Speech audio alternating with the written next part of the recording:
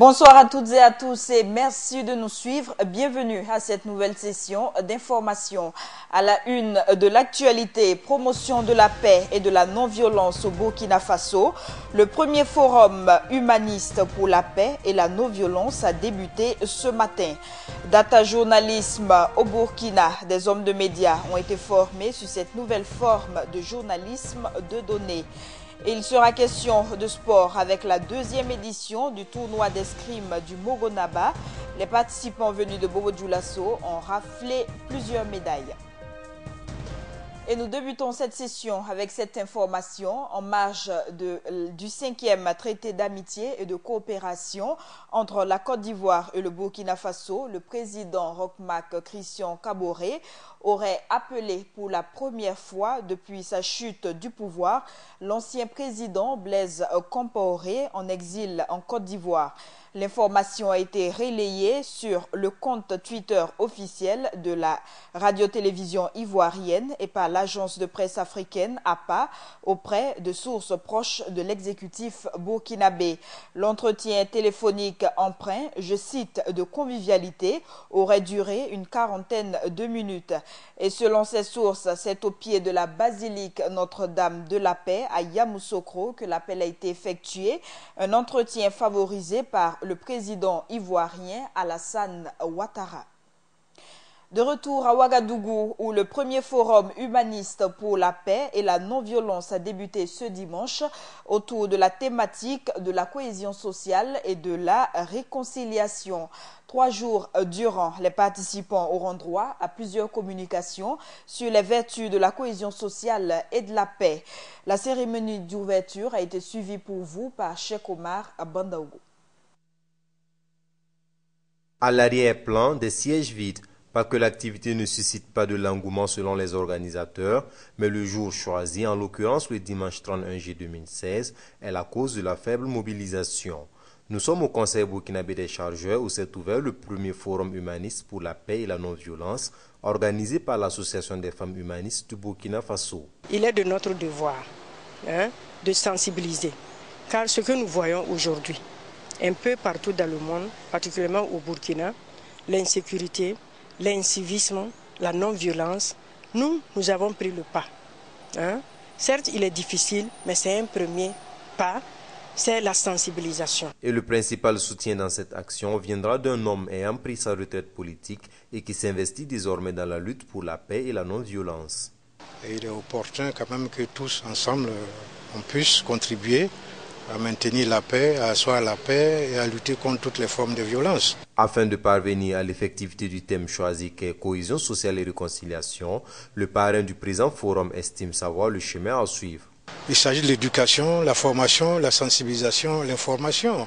Il faut marteler tous les jours la nécessité de paix, de non-violence, de concorde, de fraternité, de tolérance. Alors si tout le monde dit bon, c'est pas la peine, personne ne nous écoute, on n'arrivera à rien. L'eau qui tombe goutte à goutte sur la roche finit par la transpercer, comme on dit. 3 jours, c'est le temps que durera le forum. Sa clôture interviendra le 2 août prochain par une marche populaire, mais avant cela, les participants auront droit à des communications. L'évolution des techniques de l'information et de la communication a favorisé la naissance d'une nouvelle forme de journalisme.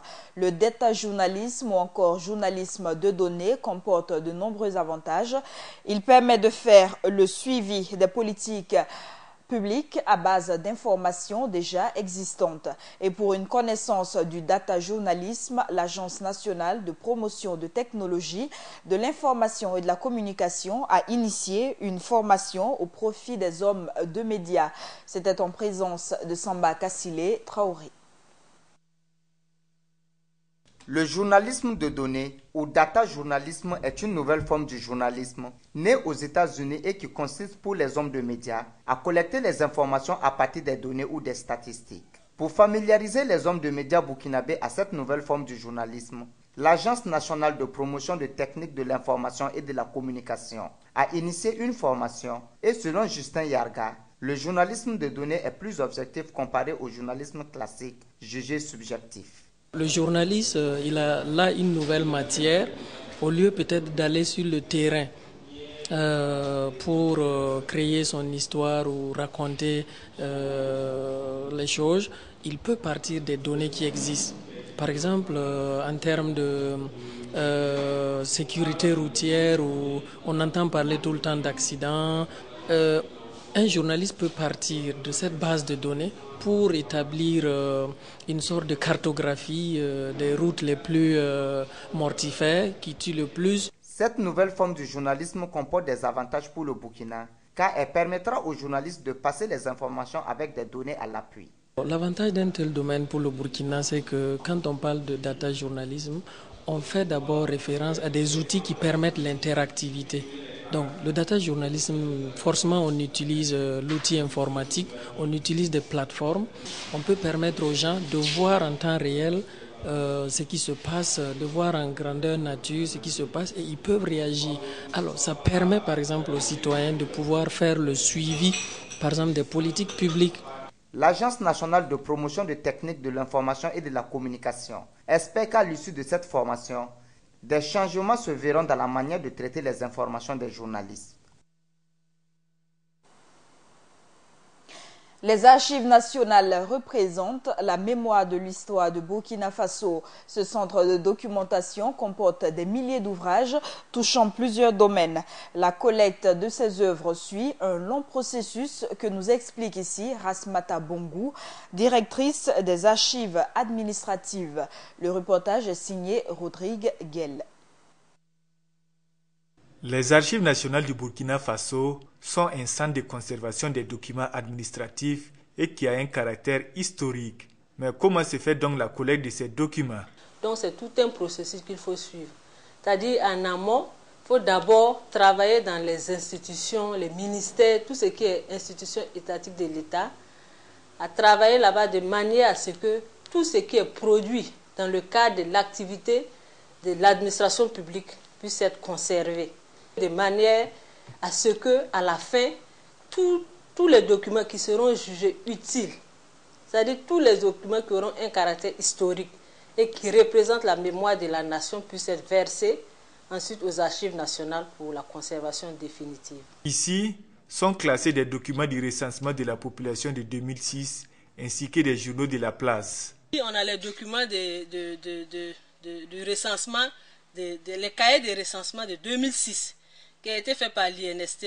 Ici, on a les quotidiens de la place, l'Observateur, le Pays, Jiji, tout ça. Les usagers du centre sont essentiellement des élèves, des étudiants, des chercheurs et des travailleurs de l'administration publique qui viennent dans le cadre des travaux de recherche. Les étudiants, les élèves, tous ceux qui font la recherche dans le domaine de l'administration, c'est leur base même, c'est un support pour eux pour pouvoir avoir des informations fiables. Et de plus en plus, on a des chercheurs même qui viennent de l'extérieur pour faire des recherches sur des thèmes particuliers, tels que l'économie, même dans le domaine social et dans le domaine même de l'activité administrative même de notre pays. Mais malheureusement, toutes les conditions ne sont pas réunies quant à la conservation de ces documents. Toutes les conditions ne sont pas réunies parce que pourquoi? Nous sommes dans un pays où il fait très chaud. Le papier a une durée de vie. Quand il fait chaud, le papier peut se durcir et se craqueler. Toute l'information que vous avez dans ce papier peut être perdue. Donc, il y a des conditions de température, il y a des conditions d'humidité, il y a même le soleil. Tout ça, là, c'est un frein même à la durée de vie même du papier. Au risque de voir ces documents, mémoire de notre nation se détériorer un jour, des meilleures conditions pour leur conservation doivent être envisagées. La suite de ce journal, réunification des syndicats du Trésor. Quel défi pour la défense des intérêts des travailleurs? C'est autour de cette thématique que s'est tenu du 29 au 30 juillet un congrès extraordinaire unitaire de 2 syndicats du Trésor. Il s'agit du syndicat autonome des agents du Trésor du Burkina et le syndicat national des agents du Trésor du Burkina. À l'issue de cette assise, le syndicat unifié entend orienter ses actions vers la dynamisation et la mobilisation des travailleurs autour de leurs préoccupations. Après 30 ans de séparation, les infirmiers, sages-femmes d'État et assistants sociaux de la promotion 1983-1986 se sont retrouvés. Ils ont célébré hier le 30e anniversaire de la sortie de leur promotion. Ce fut des moments de retrouvailles, de joie, de partage d'expériences. Le reportage avec Mahmad Sangari. C'est l'émotion qui régnait dans la salle de conférence de la Tripano en cette soirée du samedi 30 juillet 2016. Pour cause, les infirmiers, sages-femmes d'État et assistants sociaux de la promotion 1983-1986 y ont tenu le 30e anniversaire de la sortie de leur promotion. On s'est quitté, ça fait 30 ans, chacun est parti de son côté. Et je vous avoue que depuis 30 ans, il y a certains que je n'ai pas revus, ce n'est pas aujourd'hui. Donc c'est un sentiment de joie pour moi d'avoir pu, qu'on ait pu quand même se rassembler, se retrouver pour préparer et commémorer cet événement-là. Un village, un poste de santé primaire, tel est le nom qui avait été attribué à cette promotion. Un nom qui a motivé ces agents de santé à œuvrer pour relever les défis qui minent leur secteur d'activité. Et la révolution avait engagé un certain nombre d'actions commando, parmi lesquelles au niveau de la santé, on avait mis en place l'action un village, un poste de santé primaire. C'était pour booster un peu la santé jusqu'au plus profond des populations. Où est-ce que tu te trouves, tu peux avoir les premiers soins primaires. C'est ça qui a amené le gouvernement de l'époque à initier cette action-là. La commémoration de ce 30e anniversaire a été mise à profit pour prodiguer des conseils à l'endroit des jeunes qui exercent dans le secteur de la santé. C'est un message d'abnégation et de don de soi. Parce qu'au niveau de la santé, ce n'est pas comme dans les autres professions. Les professions de la santé, les professions du social, ce n'est pas comme les autres professions. Il faut avoir un don de soi. Savoir se donner, être à l'écoute de nos patients, être à l'écoute de nos malades. L'organisation de cet heureux événement, en plus de permettre aux membres de cette promotion de l'École nationale de santé publique de renouer des liens de fraternité, leur a également servi de cadre pour faire des autocritiques. Les personnes handicapées sont souvent victimes de stigmatisation, bloquant leur insertion socio-professionnelle. Une situation qui leur ferme à des endroits des portes de l'emploi. L'association burkinabé pour le bien-être des personnes handicapées appelle le ministère de tutelle à plus d'actions en leur faveur. Hassan Nakrou. L'insertion sociale des personnes vivant avec le handicap n'est pas toujours facile. Une situation que Siaka Ouattara, sociologue et enseignant-chercheur à l'université de Ouagadougou, estime que cela est lié à une mauvaise conception de la société envers cette tranche de personnes. Dans la société, je dirais que la perception que la société a de ces personnes peut déjà dicter le comportement vis-à-vis de ces personnes.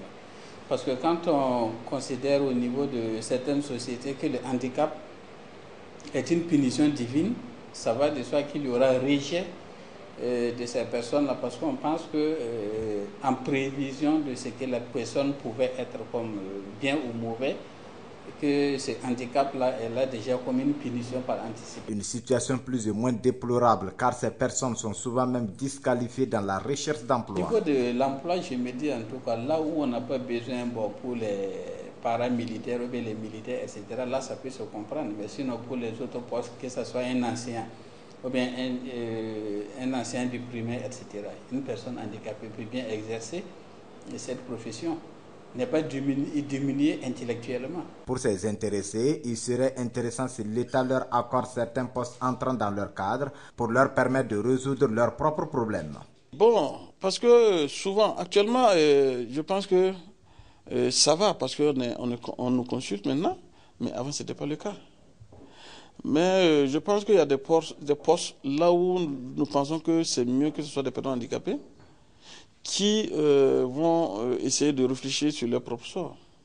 Que ce soit des projets valides. Parce qu'en étant dans ta propre peau, tu peux effectivement savoir quel est tes besoins. Pour certains, Même leur ministre de tutelle, à savoir l'action sociale, est souvent inaccessible. Avoir des audiences avec eux, c'est pas possible. Tu vas beau déposer, ils ne vont jamais te recevoir. Malgré que c'est notre ministère de tutelle, on ne te reçoit pas. Donc, cela, comment on va faire? Si tu ne peux pas les approcher, tu vas parler où pour qu'ils changent? L'accès difficile de certains lieux, le manque de dialogue avec les structures œuvrant pour leur bien-être et le regard négligent de la société à leur encontre sont entre autres les difficultés auxquelles ces personnes sont confrontées dans leur quotidien. La colonie de vacances organisée au profit de plus de 300 enfants musulmans par l'AEMB et le CRFI a pris fin aujourd'hui après 2 semaines de détente. Cette activité a permis aux participants d'apprendre le Coran et les attitudes du bon musulman, Mahamad Sangare.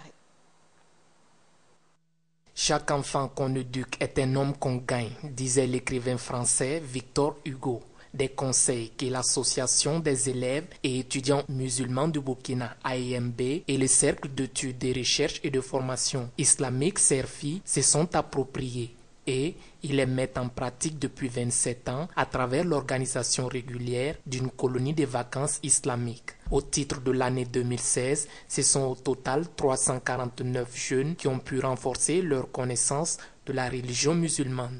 Les enfants, pendant la colonie de vacances, ils apprennent l'islam, ils apprennent à connaître l'islam et bénéficient également du renforcement de capacités sur les cours scolaires. Donc vous voyez qu'on les regroupe en fonction des classes. Donc il y a des rappels qui sont faits pour qu'ils soient toujours dans l'ambiance de la suite donc, de l'année scolaire. Il y a également des activités récréatives, des pièces de théâtre, il y a des ateliers où ils apprennent à confectionner des objets. Cependant, la tenue de la colonie ne s'est pas faite sans difficulté. Dans un premier temps, au tout début, il y avait certains enfants qui, le fait qu'ils sont un peu à l'écart de leurs parents, avaient du mal à rester et obligeaient vraiment le comité d'organisation à partir. Et également au niveau des parents, bon, c'est vraiment au niveau des appels. Chaque parent veut appeler son enfant chaque jour. C'est ça vraiment qu'on avait comme difficulté. Au-delà de ça, il n'y a pas d'autres difficultés majeures, Inch'Allah. Tout compte fait, cette 27e édition de la colonie a tenu ses promesses. Donc c'est une colonie qui a été riche en enseignements.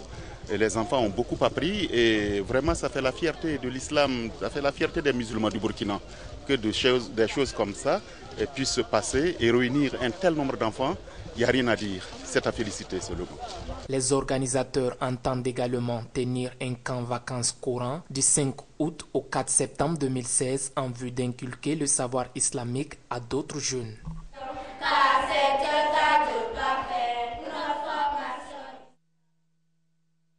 Autre information, il existe le long de l'avenue France-Afrique, sur le boulevard Muammar Kadhafi, un marché assez atypique, celui des marabouts. Les pratiquants de sacrifices et autres rituels sont leurs clients. Ce commerce semble rapporter beaucoup à ceux qui l'exercent. Le reportage de l'Iradon, Philippe Ada. Des parapluies de fortune flottent au passage de l'air en plein midi sur un terrain rectangulaire. Nous sommes dans un marché quelque peu atypique, le marché des marabouts. Ici, l'on vend et achète pour l'aumône, destiné aux esprits pour résoudre des problèmes de tout genre. Les gens sont préoccupés par la santé, le mariage, la sécurité. Très souvent, je fais des sacrifices pour moi-même, mes enfants, mon épouse.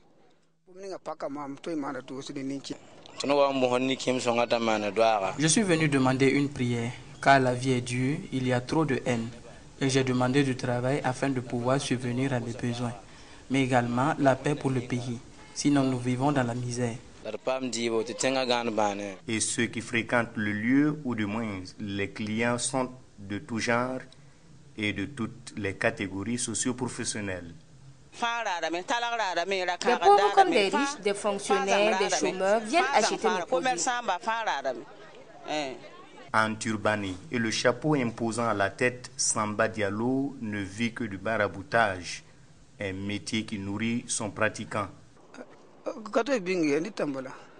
termes de chiffres, je ne peux pas évaluer ce que je gagne.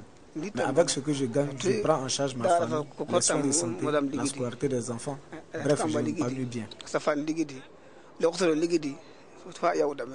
Idem pour les femmes ou du moins les commerçantes de ce marché qui se frottent les mains, telles elles font des chiffres en vendant curry, lait frais, sel et autres produits destinés à l'aumône. En vérité, ce commerce nous rapporte beaucoup, car c'est avec ce que nous gagnons que nous payons la scolarité de nos enfants, la nourriture, l'eau et subvenons à tous nos besoins. Sincèrement, ça nous rapporte. Mais si on nous chasse de ce lieu, ça va être difficile pour nous. En cela, nous demandons de l'aide. Ces produits achetés restent sur place pour les mendiants ou se retrouvent souvent au milieu des voies. Et selon la croyance, le but est d'ouvrir la porte d'un bel avenir. Poursuivons avec ce sujet de santé publique. Il y va de la santé des usagers des toilettes publiques, que ces lieux soient propres et hygiéniques. Votre télévision Burkina Info s'est penchée sur la problématique de l'insalubrité dans les toilettes de l'université Ouaga 1, professeur Joseph Kizerbo. Suivons ce reportage signé Mahamad Sangari. L'insalubrité devient de plus en plus récurrent sur le campus de l'université Ouaga 1, professeur Joseph Kizerbo. Le cas le plus patent est celui des toilettes. Il y a des douches, c'est bouché. Quand tu rentres et tu finis de faire ta toilette, là, quand tu mets de l'eau là-dessus, l'eau ne passe pas, c'est elle a calé seulement. Il y a beaucoup de douches qui sont comme ça. Cette situation de la vie de nombreux étudiants est imputable au comportement des usagers des dites toilettes. Le matériel est très mal utilisé. Il y a des étudiants même qui ne savent pas comment utiliser. Ils rentrent, ils font leurs besoins, au lieu de chasser leur sel, ils laissent ça là-bas. Et ça fait qu'ils utilisent mal le matériel. Et le nettoyage également, quand vous rentrez, vous voyez qu'il y a trop d'odeur. Pour certains, l'insuffisance des toilettes justifie en partie cette insalubrité. Il n'y a pas d'hygiène en tant que telle. Parce que les femmes même qu'on recrute pour faire le travail, elles font le travail malgré eux. Puisque le personnel, je pense que ce n'est pas suffisant. Parce qu'une fois que la personne est sûre, il faut que chaque heure là, il faut passer. Et les toilettes là sont insuffisantes. Donc ça fait que le peu de toilettes qui est là, les gens viennent à chaque fois. Donc bon. L'hygiène n'est pas ça au niveau des toilettes. Quant aux femmes chargées du nettoyage, elles font de leur mieux pour maintenir l'hygiène et la propriété en ces lieux. C'est parce que nous nettoyons, sinon les douches ne peuvent pas être propres. Les étudiants se disputent sur la façon d'utiliser les douches. Certains rentrent avec de l'eau et d'autres ne le font pas. Si tous les étudiants pouvaient rentrer avec de l'eau, ça serait bien car les chasses-eau sont gâtés. Mais ils ont promis de venir réparer. Au-delà de la situation de ces toilettes, d'autres cas d'insalubrité sont légion sur ce campus. Des ordures sont abandonnées un peu partout et certains usagers de ces lieux arrivent même à faire leurs besoins dans les caniveaux du dit établissement. Nous l'annoncions au début de journal, la deuxième édition du tournoi d'escrime du Mogonaba Bango a eu lieu hier à Ouagadougou. Les participants venus de la ville de Bobo-Dioulasso ont raflé la majorité des médailles. Retour sur cette compétition avec Cheikh Omar Bandaougou. Sous un ciel nuageux, ces jeunes, sabres à la main, tentent de marquer des points. Nous sommes au deuxième tournoi d'escrime de Sa Majesté le Mogonaba Bango. Nous les avons trouvés jeunes et nous pensons que ce sport a de l'avenir. La compétition s'est bien passée et nous sommes très contents. Du côté de la Fédération burkinabé d'escrime, l'on apprécie avec l'œil du professionnel. Par rapport à l'année passée, nous voyons qu'il y a de l'évolution. Et comme je l'ai souligné au cours de mon allocution là, il y a que nos athlètes manquent de la compétition, mais à travers celle-là, on voit qu'il y a du travail qui est fait. Comme nous savons, le niveau, la performance d'un athlète dépend donc de celui qui le forme. Et donc, il y a encore nous n'avons que pour le moment 5 mètres d'armes, dont 3 qui sont véritablement actifs. Donc, il faut encore qu'on redouble d'efforts au niveau de la formation de ces mètres d'armes, ces entraîneurs qui doivent faire de nos athlètes des talents de demain.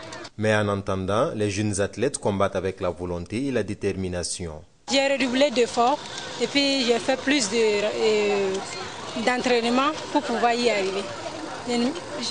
En tout cas, je disais je vais gagner, mais j'ai gagné aussi, je suis très content. D'autres par contre ne perdent pas de vue les difficultés qu'ils rencontrent au quotidien. Bon, c'est qu'on demande aussi le soutien de notre président. Bon, apparemment si on veut sortir à l'extérieur comme ça, on n'a pas assez de moyens comme ça pour faire des stages avant de sortir. Venus pour la plupart de Bobo Dioulasso, les vainqueurs de ce tournoi ont été récompensés à hauteur de 45 000 francs CFA, en plus de la médaille d'or et de gadgets. Actualité hors de chez nous, au Mali, de nouveaux combats ont éclaté près de Kidal, dans le nord du pays, entre des ex-rebelles et des membres d'un groupe armé pro-gouvernemental. Les 21 et 22 juillet, ces deux groupes se sont livrés de violents combats, ayant fait plusieurs morts. Aucun bilan n'avait pu être établi. L'opposant congolais Étienne Tshisekedi a tenu ce dimanche son premier meeting depuis 2011. Ils étaient des dizaines de milliers de militants, responsables politiques et sympathisants de l'opposition à être rassemblés au stade des Martyrs à Kinshasa. Et comme il fallait s'y attendre, Étienne Tshisekedi a prôné pour l'alternance en RDC. Il a exigé de la commission électorale la convocation du corps électoral en fin septembre 2016 sous peine de haute trahison. Et c'est cette information qui referme cette session. Merci à tous de l'avoir suivi. L'information continue sur Burkina Info.